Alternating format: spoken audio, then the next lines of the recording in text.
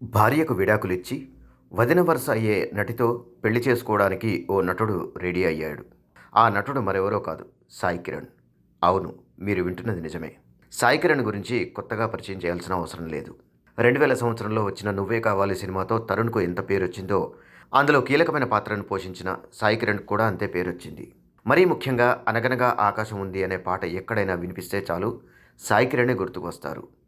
ఆ తర్వాత పలు హిట్ సినిమాల్లో సాయి కిరణ్ నటించారు. కానీ ఊహించని విధంగా హీరోగా కిరణ్ గ్రాఫ్ పడిపోతూ వచ్చింది. 'డార్లింగ్ డార్లింగ్', 'కానీ', 'జగపతి', 'గోపి' ఇలా బ్యాక్ టు బ్యాక్ సినిమాలు ఫ్లాప్ అవడంతో సాయి కిరణ్ కెరీర్ గాడి తప్పింది. దాంతో తనకు సినిమా ఆఫర్స్ రావడం కూడా తగ్గుముఖం పట్టాయి. ఇదే సమయంలో సీరియల్స్‌లో అవకాశాలు రావడంతో అటువైపు వెళ్లారు. ఇక సీరియల్స్‌లో మాత్రం కొంతకాలం ఏకఛత్రాధిపత్యం కొనసాగించారు. ఏ ఛానల్‌లో చూసినా సాయి కిరణ్ సీరియల్సే వచ్చేవి. తెలుగుతో పాటు తమిళ, కన్నడ సీరియల్స్‌లో కూడా సాయి కిరణ్ నటించారు. తాజాగా సాయి కిరణ్ రెండో పెళ్లికి సిద్ధమవుతున్నారు. 2010లో వైష్ణవి అనే అమ్మాయిని సాయి కిరణ్ పెళ్లి చేసుకున్నారు. వీరికి ఒక పాప కూడా ఉంది. అయితే గత కొంతకాలంగా వీరిద్దరి మధ్య అభిప్రాయ భేదాలు తలెత్తడంతో విడాకులు తీసుకున్నారని తెలుస్తోంది.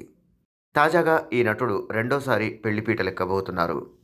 తనతో పాటు 'కోయిలమ్మ' సీరియల్‌లో నటించిన స్రవంతితో నిశ్చితార్థం జరిగింది కూడా. ఈ సీరియల్‌లో స్రవంతి సాయి కిరణ్‌కు వదినగా నటించారు. ప్రస్తుతం వీరి నిశ్చితార్థం ఫోటోలు సోషల్ మీడియాలో బాగా వైరల్ అవుతున్నాయి.